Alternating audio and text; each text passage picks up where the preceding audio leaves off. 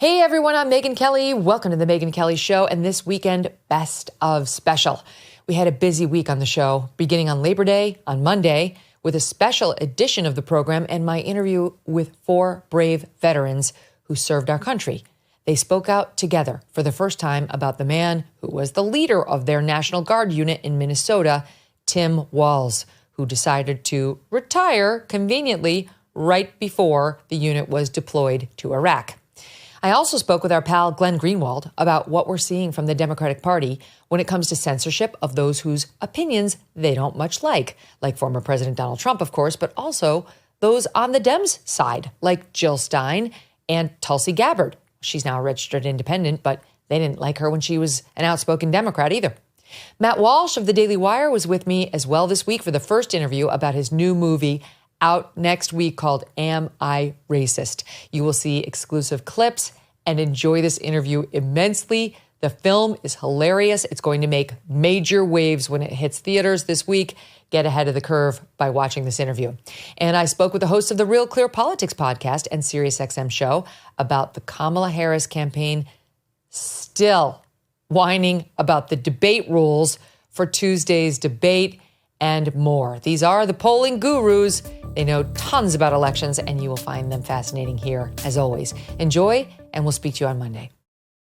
Zuckerberg mentioned the pressure he was receiving over at Facebook from the government to suppress the Hunter Biden laptop, saying it's one of the things he regrets doing.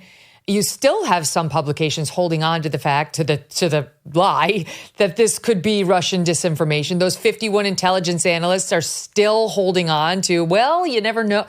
It's been verified. They can't admit their mistakes, but it's somewhat promising that you've got somebody like Zuckerberg saying, I see now. I see what they did, and I see that I took the knee too fast. And you've got Elon standing up, like these social media companies maybe are finding their spines. Kamala Harris has a long history of wanting to censor the internet, people on the internet who she finds objectionable, even people who happen to be president of the United States.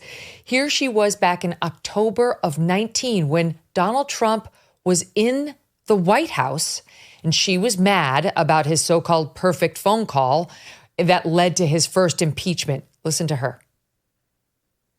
I know you wrote to Twitter and the CEO, Jack Dorsey, and asked him to take away the president's Twitter handle, his account. How is that not a violation of free speech? How would that not just be a slippery slope where they have to ban, half of the people on Twitter? I've heard that argument, but here's the thing, Jake. First of all, a corporation, which is what Twitter is, it does not have it has obligations, and in this case, Twitter has terms of use policy. And their terms of use dictate who receives the privilege of speaking on that platform and who does not.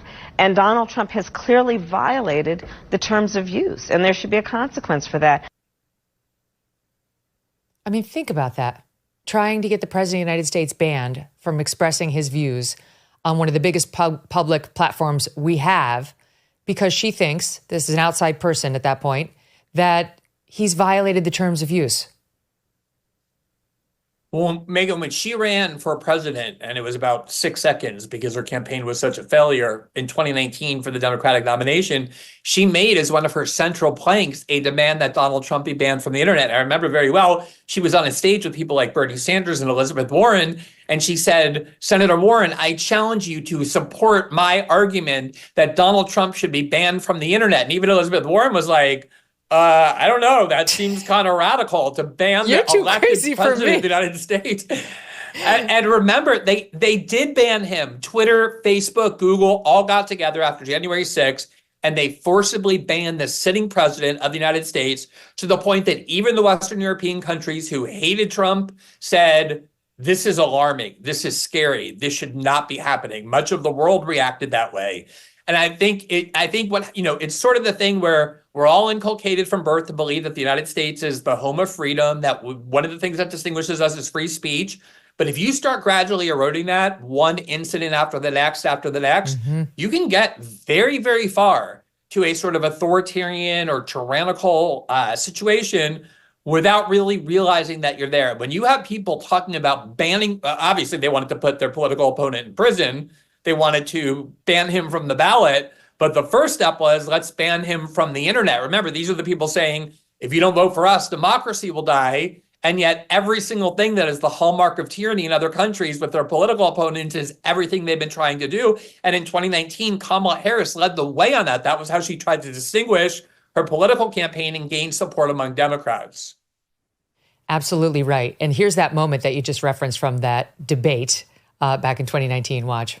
Here we have Donald Trump, who has 65 million Twitter followers, and is using that platform as the president of the United States to openly intimidate witnesses, to threaten witnesses, to obstruct justice.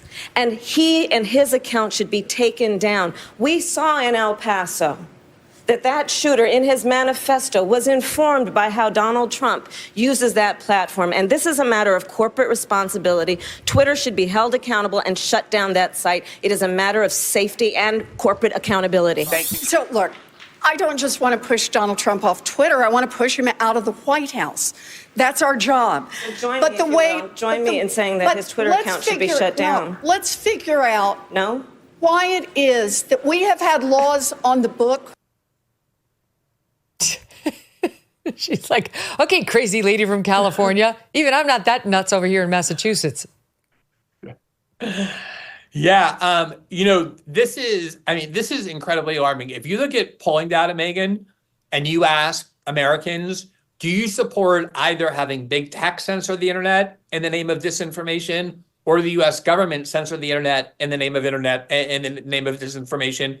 75 to 80% of Democrats want not just big tech, but the government to regulate and censor the internet in the name of stopping disinformation, which is what George Orwell warned about, the idea that the government becomes the minister of truth, no longer allows free debate because they say this is truth, this is false. That's the basis of Brazil. Oh, Elon Musk is allowing opinions that are false, and therefore that's fake news and illegal. One of the things Zuckerberg said about COVID was that so much of what he was being pressured by the U.S. government, by the Biden administration to censor about COVID, not only was entirely debatable, meaning they wanted him to censor things like it came from a lab leak, and he was saying, obviously, at the time, there was no proof one way or the other. People were debating it, and they wanted to take down anything that might have come from the lab leak. But he said also they ended up demanding we censor things that turned out to be true about the efficacy of masks, the dangers of vaccines, the absurdity of social distancing. So it would be one thing if the government were saying we only want to censor things that are demonstrably false. That would still be bad enough. That's what Orwell warned about. But the censorship push is to censor things that are true or that are debatable. They really do want an internet that is dissent-free, just like so much of their media is dissent-free. And what is more alarming than trying to turn the United States or any democracy into a system of closed information? What's crazy is a couple of the points you just mentioned are in the news today and on my agenda to go over with you.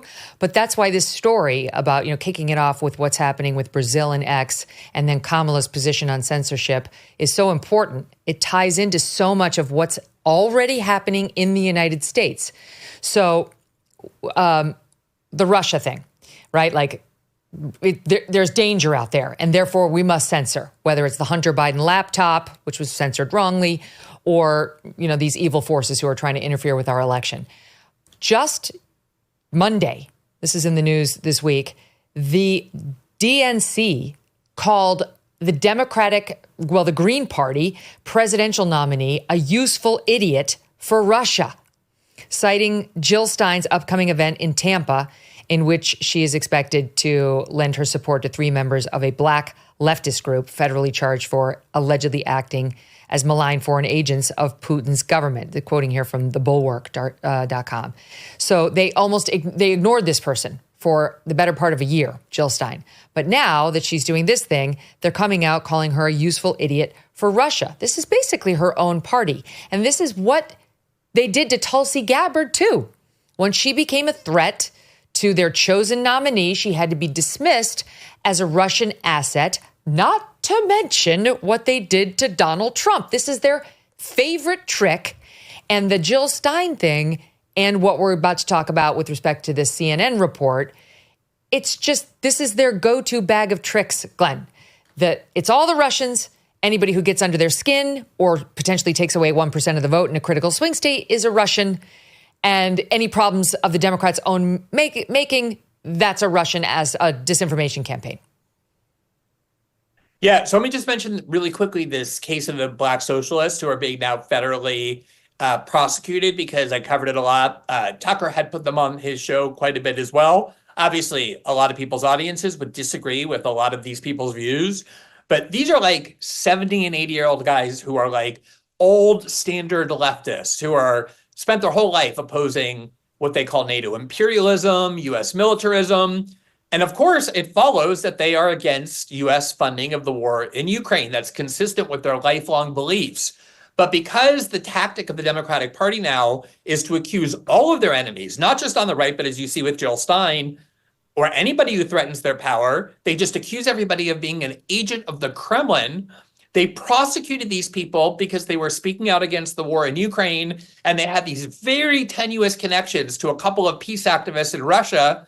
And it's so obviously an attempt to stifle free speech by saying that even if you speak out against our war, which is as foundational to the United States as possible, your right to oppose a government's war policy, we can now prosecute you. And it was AOC who led the charge against Jill Stein because they're obviously petrified she's going to take away Democratic votes. And I've seen this now, Megyn, for 8 years.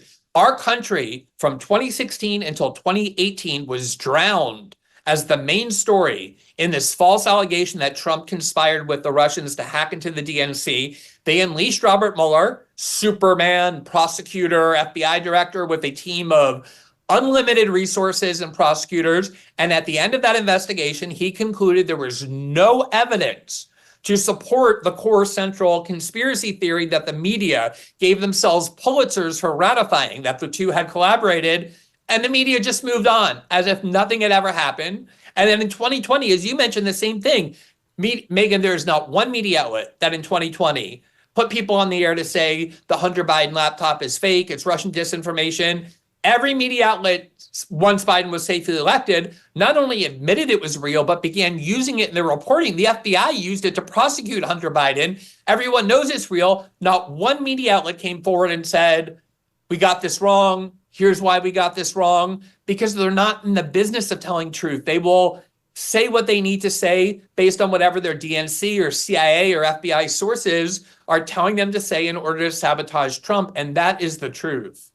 Even those 51 so-called intelligence agents, the FBI agents took the stand and under oath in the Hunter Biden trial testified that the laptop had been verified. Where was Leslie Stahl of 60 Minutes? It can't be verified. It can't be verified. Where was she saying, I am very sorry. Actually, I was wrong, and I was wrong at a crucial time in advance of that election. She's in the same bunker that Judy Woodruff of PBS is in right now, trying to avoid the coverage of the fact that they got caught, I'll be charitable, making massively consequential mistakes on the air and failing to own up to them. So just to put some meat on the bones of the DNC versus Jill Stein attack, because Stein, while nobody's talking about her, she does have something approaching 1% in a couple of these swing states. And the Democrats fervently believe that she played a role in costing Hillary the election in 2016. So the DNC releases this statement that reads in part, quote, as follows. Jill Stein is a useful idiot for Russia. After parroting Kremlin talking points and being propped up by bad actors in 2016, she's at it again. This is from the DNC spokesman, Matt Corradoni. Quote, Jill Stein, in a statement to the Bulwark, Jill Stein won't become president, but her spoiler candidacy that both the GOP and Putin have previously shown interest in can help decide who wins. A vote for Stein is a vote for Trump. So this is them going, truly balls to the wall against this woman, the DNC, because they will kill any Democrat actor who deigns to get in the way of their chosen nominee's clear path. Ask Bernie Sanders, ask Dean Phillips, ask Tulsi Gabbard, ask RFKJ, and ask Jill Stein. This is the party of democracy, Glenn. I think one of the things that reflects about the Democratic Party is that they have this arrogant entitlement that they believe all of these voters are theirs. They also still blame Ralph Nader for George W. Bush's victory in 2000 over Al Gore. And the reason, and all these voters for Nader and Stein will tell you until they're blue in the face that even if Jill Stein or Ralph Nader weren't running, I still wouldn't vote for the Democratic Party. I know it's a newsflash, but there are a lot of people in the United States who really don't believe in our two-party system. Most democracies have a multi-party system, and Jill Stein is an outlet for a lot of people on the left who think that the Democratic Party is not worth voting for all sorts of reasons. And they think if they get rid of Jill Stein, those people will loyally march behind them. And also, I think the other important thing to realize here, Megyn, is that in 2016, the DNC cheated to make sure that Hillary beat Bernie. That came from Elizabeth Warren and Donna Brazile. This is hardly speculation or a conspiracy theory. Yeah, I mean, the WikiLeaks releases prove that the top 5 DNC officials, including W. Wasserman Schultz, had to resign right before the DNC because they got caught red-handed doing it. In 2020, Obama drove everybody out of the race, Pete Buttigieg, Amy Klobuchar,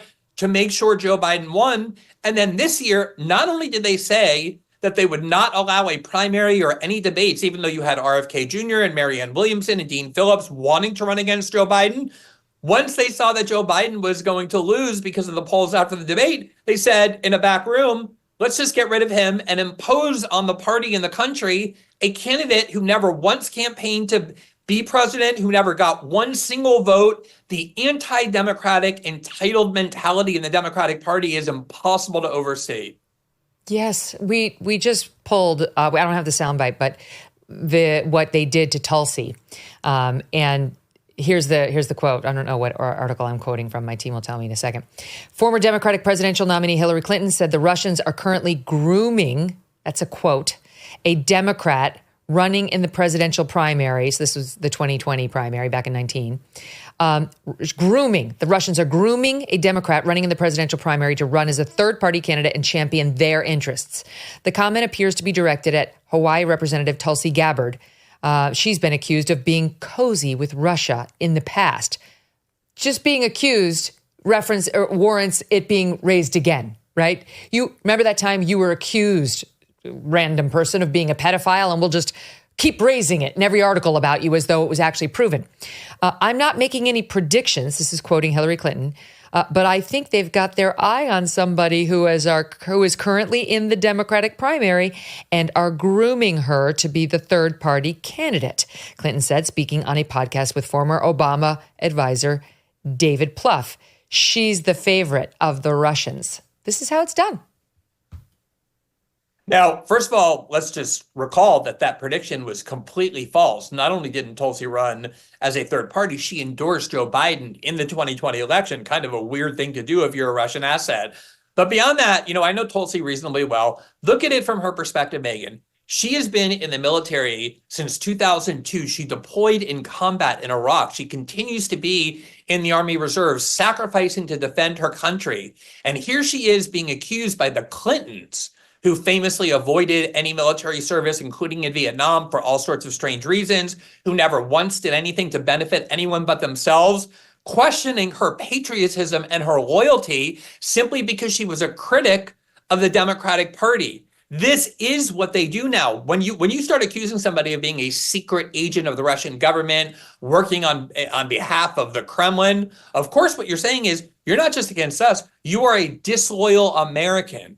And just like I was telling you before about Brazil, where they think that any criticism of the government is tantamount to a criticism of Brazilian democracy itself and therefore a crime, the Democrats believe that any opposition to themselves, any questioning of them, even from somebody who 4 years before was the vice chair of the Democratic National Committee, Tulsi Gabbard, that the minute you criticize them or don't fall into line, it means not just that you're a bad person, but that you're actually disloyal and somebody who can be called with no evidence a foreign agent of an adversarial power. It is remarkable how quickly and pervasively this tactic has spread, not just among the party, but among all their media allies as well.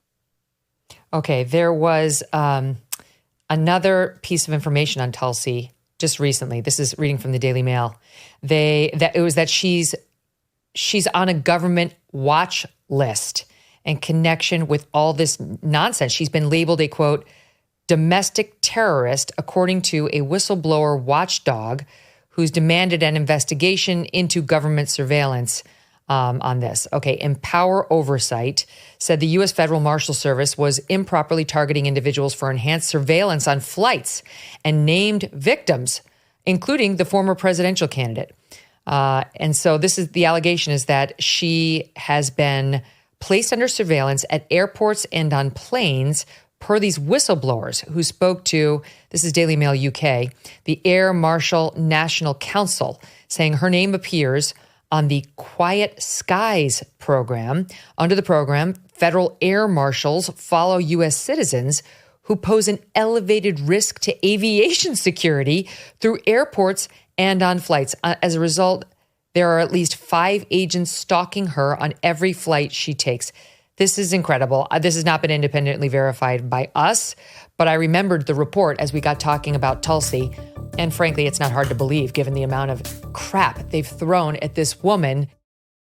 So when you see somebody saying they are one, when you know they're not one, they didn't do all the sacrifice from the family and the personal time, well, how does it make you feel? Well, it burns the Command Sergeant Major Corps, the E9 Corps across all of the military. I think it'd be like, I reckoned it to the same as a person that's like in a training to be a doctor. And they frock him. And he can wear doctor whatever badge in the hospital and go through the halls and act like he's a doctor, but he's still in training. And then all of a sudden he decides he drops out of the school because it's too much work. I don't want to do it anymore. But then he still walks through the halls and says he's a doctor. I mean, if a civilian saw that, he'd get thrown in jail.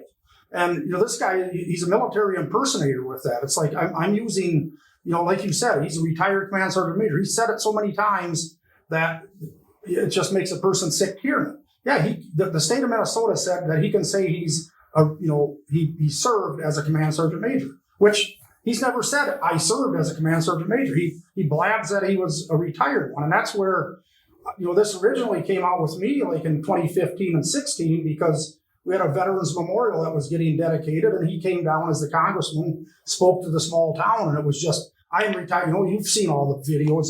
He said it 6, 7 times. It was in the paper. And a neighbor that sang national anthem, he says, God, I got to meet another Command Sergeant Major. He said, that's 2 of them I've met. And I was like, he's not a retired Command Sergeant Major. I said, he didn't do the school. I went through the same things Paul said. I said, the guy looked at me, he goes, we don't know that. This needs to get out. And I said, well, I figured somebody above me, whether at state level or, somebody would have corrected him and told him, cease and desist from what you're doing. You're lying. You're doing it for political gain. It's making you look better than you are. You're wearing the 12-point rack on your head, but you got Bambi's body basically is what you're doing. Mm-hmm. You're not that.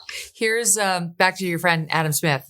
And by the way, this guy's the ranking member, meaning the most senior member there is on the Democrat side, because they're not the party in power in the House right now.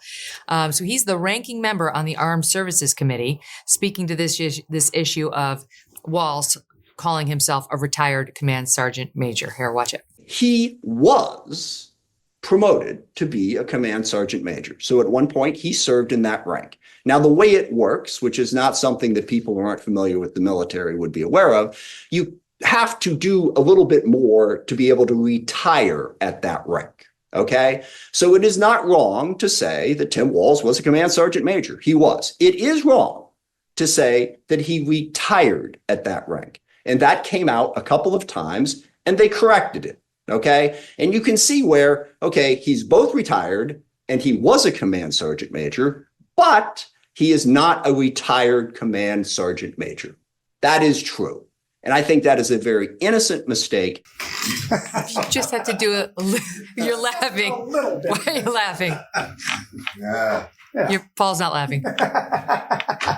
He's going to have to touch my. Yeah, you're okay. Calm down. No, but that's the thing right there. Okay, yeah, it's just an innocent little mistake in there that he did whatever. I wrote this letter to Tim Walz back in 2016. I said, thank you for your service. Thanks for what you've done for veterans. thank you for your 24 years. But I said, you were down here and you were saying you were a retired command sergeant major. You're not. But I had the state command sergeant major personnel officer tell me that he can only say he's a retired master sergeant. I mean, it's all out there everywhere. He was officially demoted, just so people know. It's in paperwork. You can look it up. He was demoted. Right. So he tried to retire as a command sergeant major, and they caught him and said, no, that's not what you were. But keep going. Man to man, I sent this letter to him. It was like soldier to soldier. I was like, give him a chance to just come clean. Fix it. What even Van Jones, I think is the guy's name on CNN, said, just come out and have a news conference and come clean so we can get over this, whatever. Hell, he'll never do it. He never did it back then. He could have easily done it. He could have said, yeah, yes, I screwed up. I didn't know I was that. And I think it would have went water under the bridge. That's where Colonel Kolb had to say, well, I sent the letter to the Armed Services Committee then after I never heard nothing back from Tim Walz. And the Ag Committee and everyone he was on, it was like, this guy is lying about his rank. Nobody responded. He still hasn't responded, which is why we're here together. Exactly. It's like, what? Well, he never will. He'll have a spokesperson say he misspoke. Well, so here's what he has said. All right, we're going to play some of his sound here where he didn't really address it, but after this all hit, he got out there and did a couple of announcements at various rallies, and we'll take a look at one of them. This is SOT 6 in his rally right after the vice presidential announcement. My dad served in the Army during the Korean War. And with his encouragement, at 17, I joined the Army National Guard.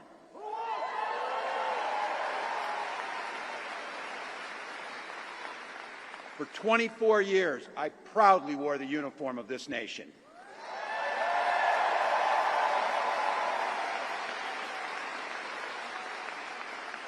The National Guard gave me purpose. It gave me the strength of a shared commitment to something greater than ourselves. And just as it did for my dad and millions of others, the GI Bill gave me a shot at a college education. That was before all the controversy hit. He knew you guys were out there, but that's how he tried to spin it in his first appearance. Like, hey, here I am, National Guardsman, in response to which you felt what? Grab his leg.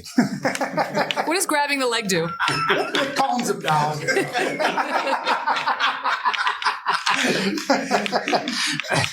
He just said that it was the biggest commitment, and his exact words, it was bigger than himself, right? Right. Bigger than himself. And I'm like, no, it wasn't. He is the pinnacle of everything, right? Everything he does and says. A couple of years ago, I did an interview, and in that I said he's a habitual liar. He lies about everything. He lies about stuff that doesn't make sense. And, and again, here we got the Chamber of Commerce coming out. Yeah, you were in the Nebraska National Guard. You came to the Minnesota National Guard. Why? I don't know. Let's talk about. He says all these things. Like I was a football coach.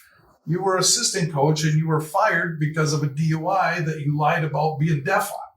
Okay. To try and get out of whatever you were trying to get out of there. I mean, it's just one habitual lie after another, and they keep piling up. And eventually there's not enough blankets to cover it up. You heard Adam Smith suggest, there's a couple of times, he mistakenly said he was a retired command sergeant major. We put together just our own list that we could find of him saying that he was a retired command sergeant major.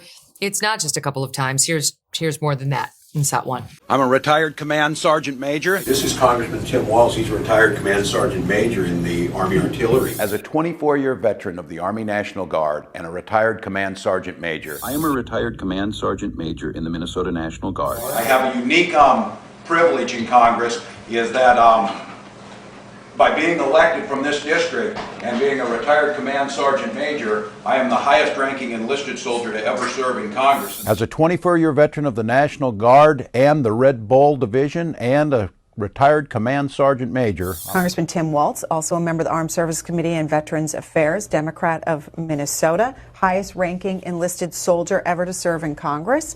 Enlisted in the Army National Guard at 17 and retired 24 years later as Command Sergeant Major and served with his battalion at Operating Enduring Freedom. Retired out as Command Sergeant Major. So when you first came to Washington, you were a retired Command Sergeant Major in the Army National Guard. Oh, yeah.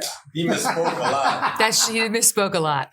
A lot. And by the way, just so the record's clear, September 2005, Minnesota National Guard discovered that his paperwork had been filed that was erroneous, saying he was retiring as a Command Sergeant Major, and they updated it to show that he retired as an E8 Master Sergeant, September 2005.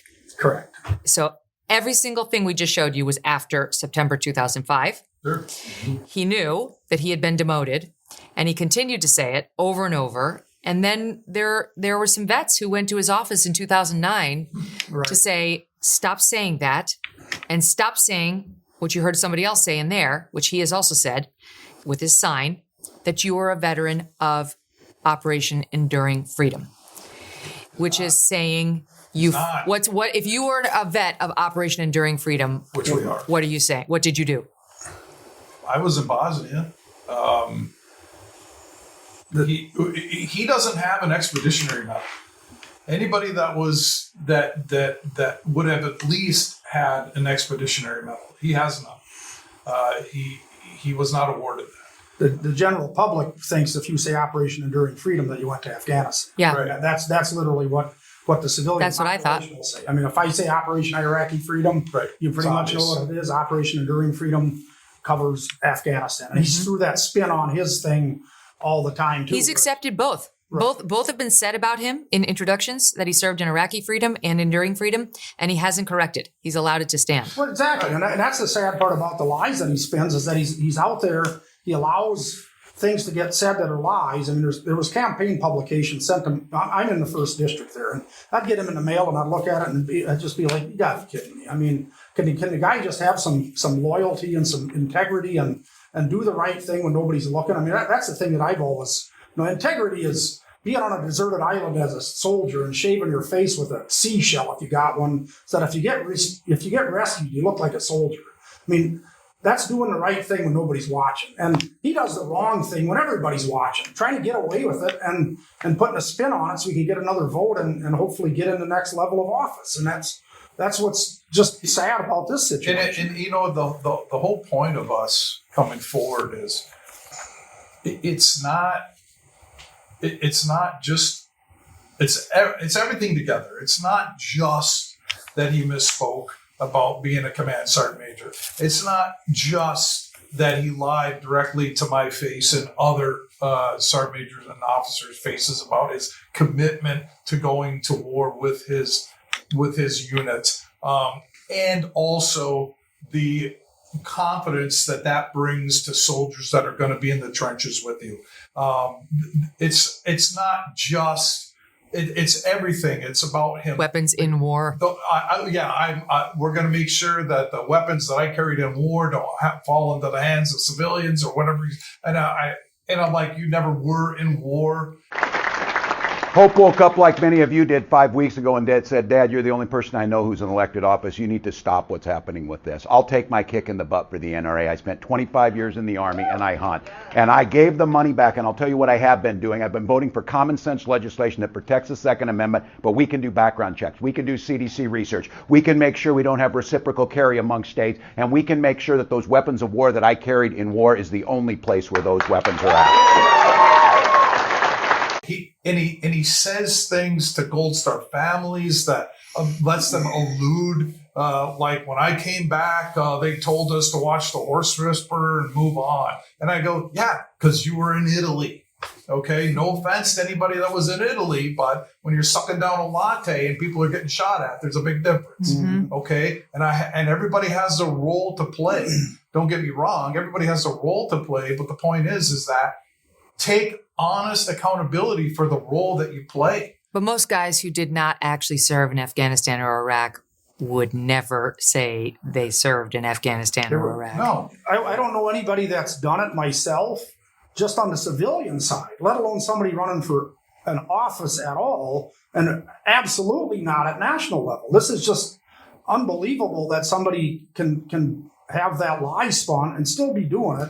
I mean, it comes out that he has a coin that has the CSM on it that he gave out to Congress or people. That he misspoke there. Yeah, he was saying retired command sergeant major on the Harris Walsh website. Right. She had to pull that. He's still saying, the Minnesota governor's office is still saying it. Right. I mean, he's held on to this, even though, people like Adam Smith suggest, it was a mistake and he didn't. It's been brought to his attention for every year he's been doing it, and he continues to do it. It must mean something to him. Oh, I do want to tell you, we interviewed the cast of the movie Reagan, which is hitting this weekend, and one of the cast members is Dan Lauria. He played the dad in Wonder Years, and in this movie he played Democrat Tip O'Neill, who was friends with Reagan, even though they were across party lines. And the real guy, Dan Lauria, served in Vietnam. He was in the Marines, but he was quick when I said that to point out, and he's always quick to tell you, he didn't actually fight in Vietnam. He was stationed over there. He got sent over there, and then they got pushed to Okinawa. Mm-hmm. And then there were all sorts of reasons why. But he wants people to know that. Exactly. And that seems to me the default. Most guys are trying to make sure if you ever overstate what they actually did, they correct you. It's people don't understand. It's not just, we don't want to overstate our importance or the commitment that we made to the country or the things that we did for the country and ourselves and our families. But for what I don't understand this, when you say that you served in a function that you didn't, if you served in combat, let's just go there. I served in combat here, or I did this there. You are robbing that suffering and that commitment and trifling it down for all the men and women that we have sent into harm's way and have not come back or have come back less, and the people that have their tortured memories. Okay. And everybody that did that commitment, you belittle it. You're taking a piece of their thunder and you're trying to capture it and putting it in a bottle for yourself and use that for your own benefit. That's why, like I told these guys, he is a self-licking ice cream cone. If anything he says can come back to him, he will do it in a heartbeat. So let's start with Liz Cheney. Tom, I bet Team Trump is quaking in its boots. This is the ultimate, dog bites man story. Like, what is the news here, really? Right? We know Liz Cheney is not a fan of Donald Trump. That's obvious. And so the idea was, she made this big announcement that she'd thought deeply about this and she was going to go ahead and vote for Kamala Harris. I just don't know what obviously it gets play in the media and on MSNBC because it's bad news for Trump, or it's a bad headline for Trump or whatever. But to your point, Megyn, like, who's this going to convince? How this is really not much of a story at all, in my opinion.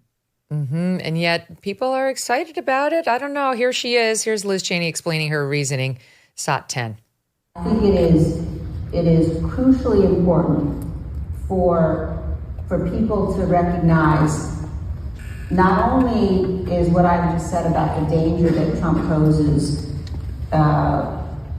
something that should prevent people from voting for him. But I don't believe that we have the luxury of writing in candidates' names, particularly in swing states.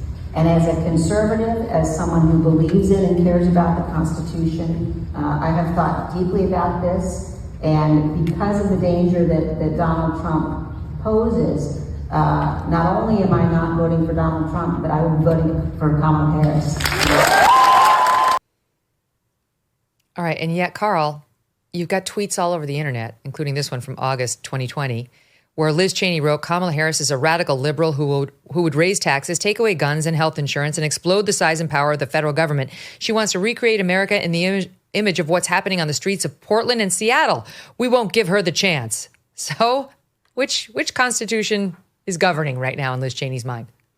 Well, Megyn, I understand why some of these establishment Republicans dislike Trump. They, people like, the names, Bill Kristol and Liz Cheney and other people. Some of them are my friends. Donald, it was like a hostile takeover of their party in their minds. So the way some of them talk about Trump is angrier than the Democrats. I understand that. But so then you think, so some of them want Trump to lose so that they can reconstitute, bring back what they would call the norms or whatever, bring back the old coalition. Maybe. But she didn't say that. What she said was that Donald Trump is a threat to the Constitution. That this will be the last election we ever have. These ideas about that Donald Trump is an authoritarian, that democracy is actually on the ballot. There's no evidence for that. And the Democrats ran on that in 2020 in the midterms, and it helped them.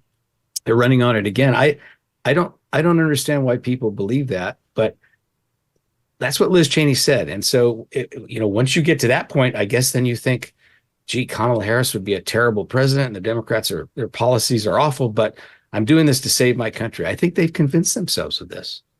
I just don't think that this is going to have influence over a single American. Absolutely not one, not one. All the people who are going to vote for Kamala will say, great, Liz Cheney's on board. And all the people who are going to vote for Trump will say, who cares? We know Liz Cheney hates Trump. And the undecided 4 people who live in these swing states will say, who? What? I don't, okay. And they're going to move on. Mike Pence is not supporting Trump. That didn't seem to have some massive impact. I don't know why Liz Cheney would. But let's talk about the biggest news that's coming in the next week or so, and that's the debate.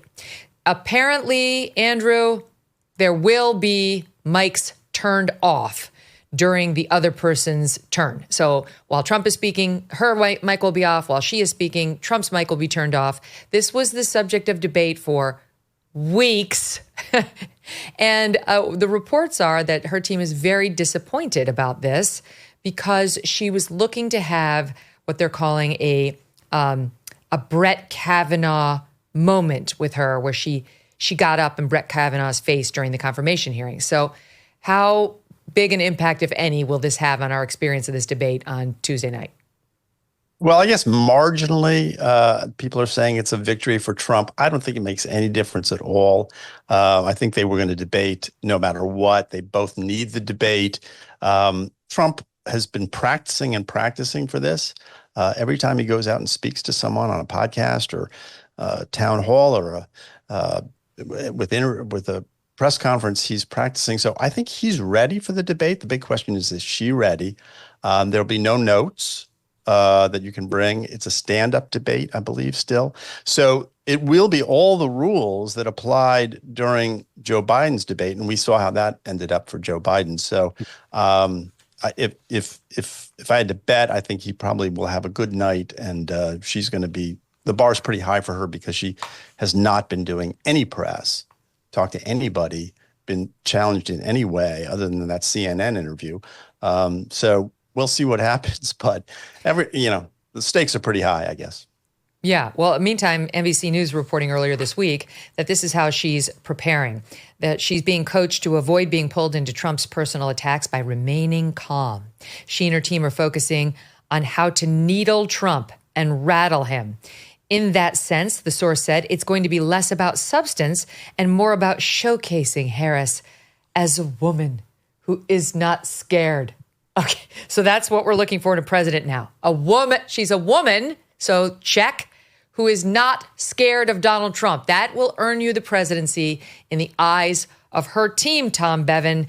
But the plan to rattle and needle Trump is a good one.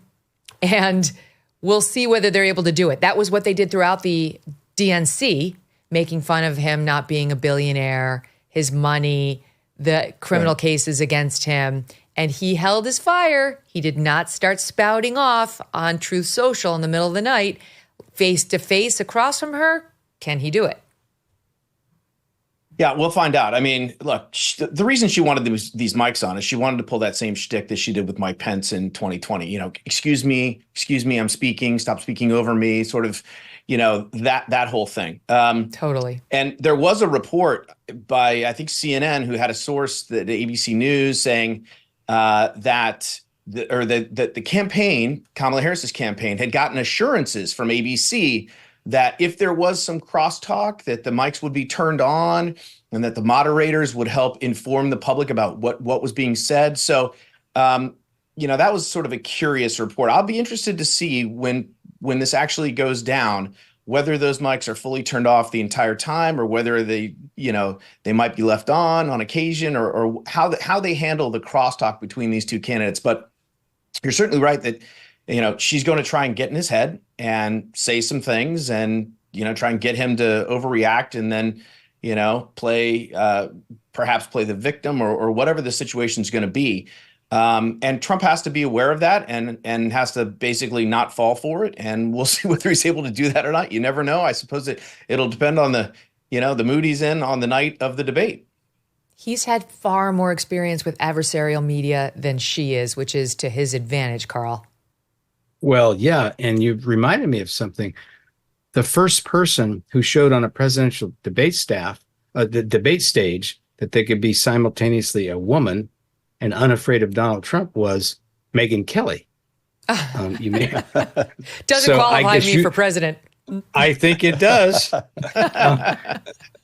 And in terms of that microphone, I'll take you guys back a couple elections even earlier. Al Gore's debating George Bush, and Bush is talking, and Gore was sighing so loudly into the microphone. Those of us who were in the hall there couldn't hear Bush.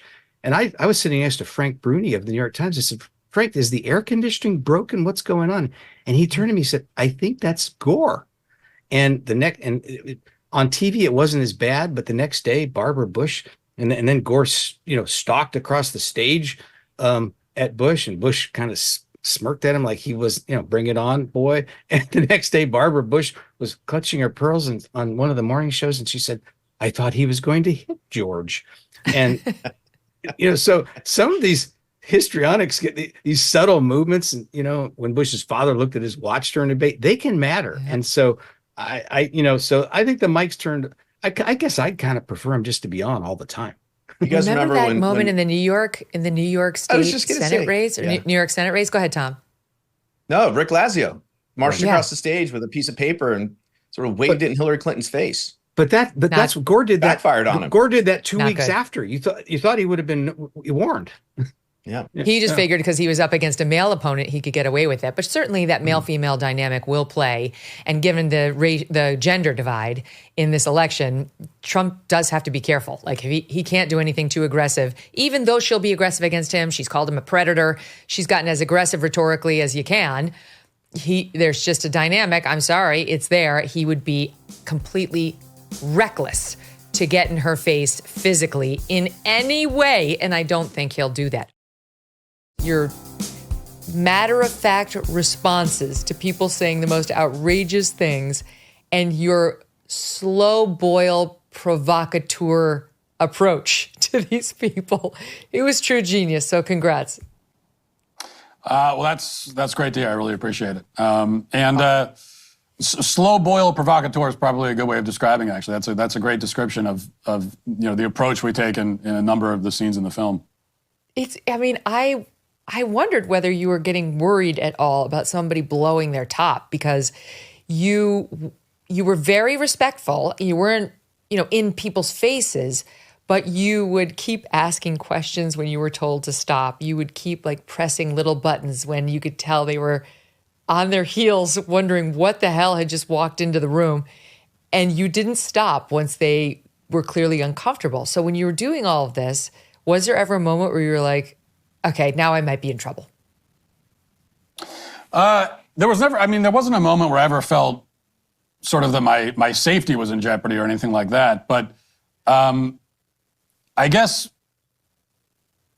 a lot of people ask when on this film and also with What Is a Woman, that one of the main questions that I often will get is, how do I keep from laughing? How do I keep a straight face when I'm in these rooms? And the truth is that it's, stopping myself from laughing is pretty easy, it turns out, because when you're actually in the room doing this and you're in the room with these people in real time, now obviously this is a movie, so we take, this could be like a 2-hour interaction that I have. We take, there's 5 minutes that appear in the movie because it's a film, but it's pretty intense. And these are really unpleasant people most of the time. So it's looking back at it, of course, it's quite humorous, but when you're in the moment, it's actually not all that funny to me when you're really there and you're watching these people, especially these grifters who this is their whole, this is what they do. They take normal people and they try to break them down. And it's like this brainwashing session that you see in the movie that goes on over and over again.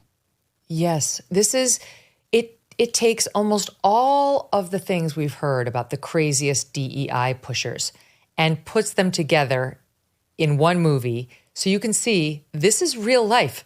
These people exist. They've been doing this. They are doing this right now. They hate America, and they really don't much like white people. And they would like all of us to feel the same. So of all people to infiltrate their spaces, Matt Walsh gets in there. And he finds out soon into this film, Matt Walsh is not going to be able to do this as Matt Walsh. He's too well known at this point. People are on to him. And that brings me to one of the scenes that has been released and that's in the trailer. This is Matt after he had attended a white privilege grief workshop. And he gets up to leave the room for a moment and he comes back and realizes they've figured it out. Here's a bit in SOT 32.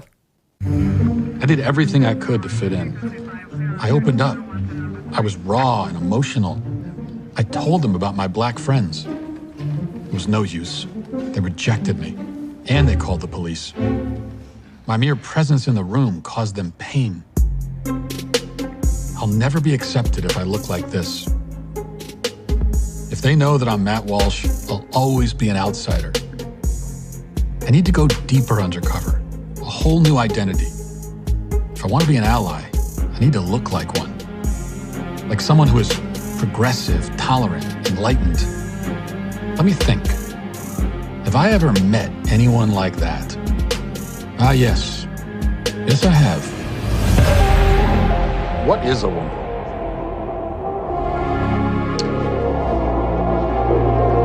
Why do you ask the question?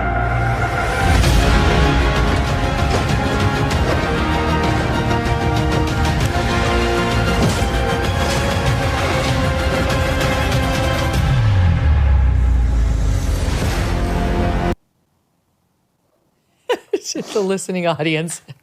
That's Matt getting dressed up just like you described the look you were going for there.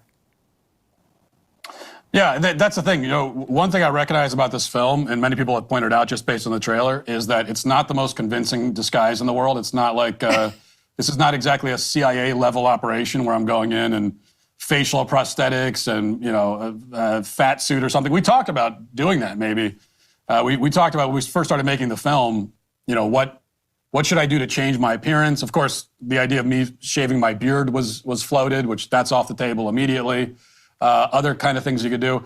And we didn't do any of that. It's just a wig and, and a bun. And a man bun, right? Skinnier jeans than I would normally wear. And, white shoes is like, that's the whole thing.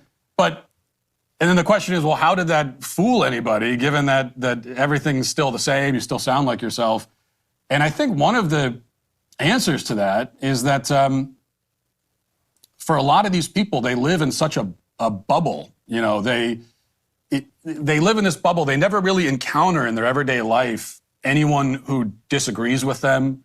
They never intentionally put themselves in a room with anyone who would ever challenge them. Robin DiAngelo appears later in the film, and it's amazing. Which you could see in the trailer. And I would venture a guess. I don't know this, but I would guess that Robin DiAngelo has not intentionally been in a room with someone who doesn't already agree with her in like 20 years. I don't know. So I think that's part of it, that there's a certain arrogance that comes from being in this bubble, and they just never could imagine that anyone like me would ever be in their vicinity. And so they kind of gave me the benefit of the doubt, and the disguise didn't need to be all that convincing because we're sort of using their arrogance and their kind of false sense of intellectual security against them, I guess. You've got your skinny jeans, your man bun, and your merce, into which you put How to Be an Anti-Racist by Ibram X. Kendi. And when I saw it, I have to say, I really thought your inspo might have been a character from a different Daily Wire production, Mr. Burcham, in which I play Adam Carolla's wife. He's Mr. Burcham. And it's the school DEI policeman named Mr. Carponzi. Here he is. My name is Mr. Carponzi. My pronouns are he, him, and Z. I'm a heteronormative, cisgendered white male, for which I apologize. What? Even got the scooter, which I saw you on in this movie. Tyler Fisher plays that role. Any connection? No, it's actually, I was amazed when I saw that also in the show, because that's just parallel thinking. I don't know. These two things are being developed at the same time, and I don't know. I guess it's just, if you want to play a crazy leftist, well, you got to have the man bun, you got to have the scooter. So I don't know. That's what comes to mind. It's pretty amazing. Yeah. Okay, so in the movie, and I won't give away all the spoilers because it's fun to watch it unfold and realize how you threaded the needle, but you go, quote, undercover, and you are on a mission to figure out this DEI world. And one of the greatest themes that we just kept laughing was you get your DEI certification at like a workshop, and then you're very proud of your card and use it in a way that is just so perfect, Matt, because you show it to everybody. You're so proud of your DEI certification card. Not everybody has one, as you can say. Not everyone has it. You keep telling everybody. And the joke of it is so on the nose for those of us who have been following this nonsense, which is, of course, anyone can get one. And yet there are all these people who are purported experts in this field who will grift you to the nth degree because they have the little card or they have some diploma that's given them an official education in this nonsense, and they go out there and continue the grift. Exactly. It's not a real subject. That's the thing. DEI is not a real intellectual pursuit. It's all completely made up and phony. And so being an expert in that is just being an expert in nonsense. Anyone can do it. You'll see in the film that the process that I go through to get my certification is it's not a very grueling process. No, in fact, not rigorous. Not rigorous. It took about 30 minutes, I think, to get the card. And then once it's not like anyone can say, "Oh, but you just got that one on a fake website." That's not a real one. There is no real one. There's no such thing as being really certified in DEI. It's all completely made up, and you just. Really, all it's about is just showing ideological alignment with these race hustlers. And if you do that, then you have as much a claim to being an expert as anybody else in this field does. Yes. So I love it because not everyone has one. You're very proud. And you then go and introduce us to some of the characters that we've heard of on the news who are pushing this craziness. You mentioned D'Angelo, which everyone must see. If you watch this movie for no other reason, watch it to see the scene where Matt Walsh in his man bun sits down with Robin DiAngelo. I died. I honestly, there were so many great moments in there. Again, we'll keep them a secret. But one of my favorites was when the issue of what is mansplaining. What is mansplaining? And let's just say you're going to laugh just as hard as Doug and I did when you get to that scene.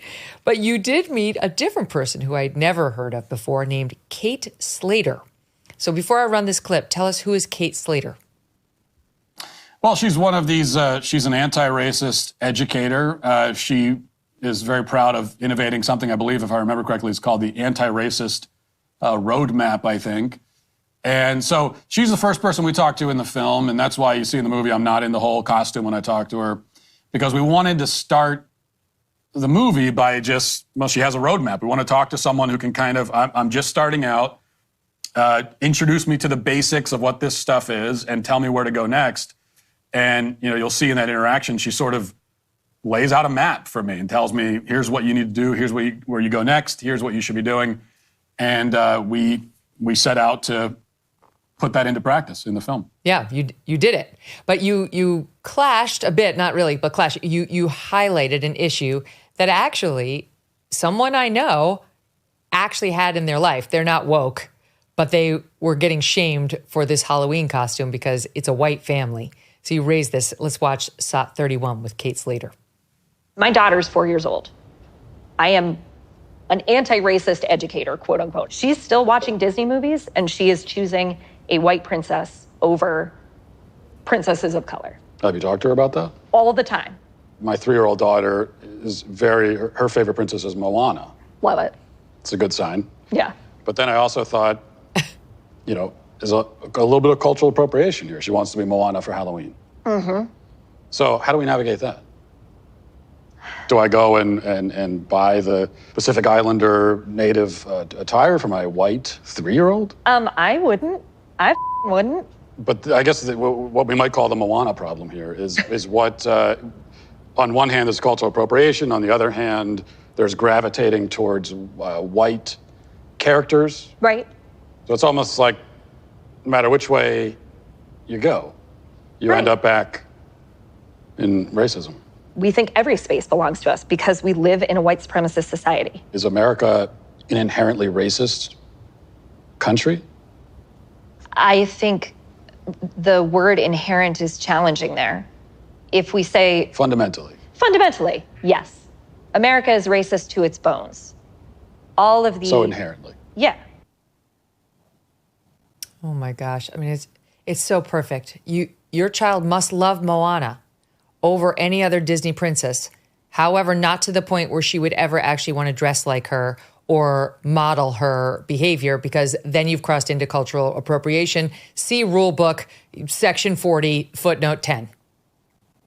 Right. That's why that's why we now call it the Moana problem. That you're a racist no matter what. And the thing is it's one of the many moments in the film where it's funny watching it, and we're supposed to laugh at it. And I think that mockery and laughter is an appropriate response to absurd things, and what you just saw there is absurd.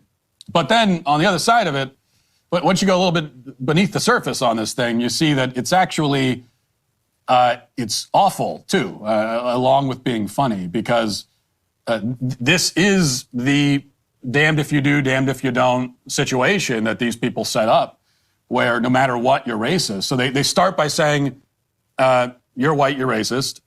And then when they have you say, well, what do I do to not be racist anymore? And they tell you what to do.